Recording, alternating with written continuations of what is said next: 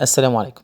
كلنا عارفين ان عندنا اللونج فاولز والشورت فاولز. اللونج فاولز يعني بنطق حرف الحروف المتحركة بأصواتها، والشورت فاولز بنطق الحروف المتحركة بأسمائها. يعني كل حرف ليه صوتين، يا إما باسمه يا إما بصوته، إلا اللونج يو ليه اللونج بتاعه ليه صوتين، يا إما بنطقه يو باسمه زي ما احنا عارفين، الناس كلها عارفاه، والصوت التاني بنطقه او زي ما انت شايف في الصورة كده.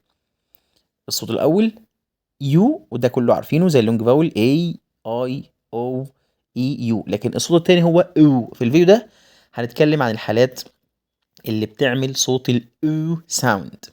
او يعني احنا عارفين اللونج يو ده مش هنتكلم عليه، هنتكلم عن الصوت التاني اللي هو او. وفي فيديو تاني ان شاء الله هعرفك ليه اللونج يو بالذات ليه صوتين. اول حاله عندي بتعمل صوت الاو هي اليو اي، بتعمل صوت ده او او، وكمان اليو اي بتعمل الصوت ده او او.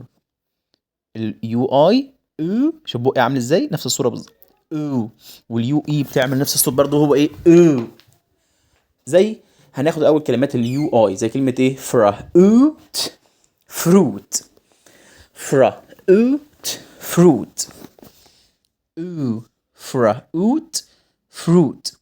ج اوس جوس، خد بالك ان حرف الجي ما اقولش جا، الج حط دي الاول الجوس.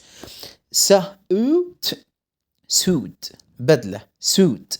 كراوز كروز، رحلة بحرية كروز. طبعا الاس هنا ننطقها زي عشان جاي من الحرفين متحركين. براوز بروز بروز. يبقى كده اليو اي بتعمل او، فروت جوس سوت كروز بروز.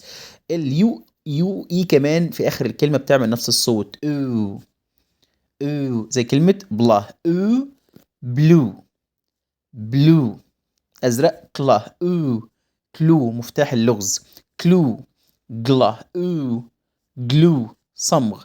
ترا او ترو ترو ترو. تشو، منديل تشو تشو. دول اول حالتين عندي بيعملوا صوت الاو، اليو اي واليو اي. او بلو كلو جلو ترو تيشو. طبعا اكتر من الحالات ديت موجوده كمان في كورس الفونكس بنتعلم كل الاصوات، وان شاء الله الفيديو الجاي هعرفك ليه اللونج يو بالذات ليه صوتين او. تمام. ويو الكلمه دي بقى هنطقها ايه؟ ها توز، برافو عليك. توزداي، يوم التلات اسمه توزداي مش تيوزداي، توزداي لان اليو اي بتعمل او. توزداي توزداي توز، ما فيهاش حاجه اسمها تيوز خالص يا جماعه. ولو الكورس الفونكس بص على اول تعليق التفاصيل، وشكرا والسلام عليكم ورحمه الله وبركاته.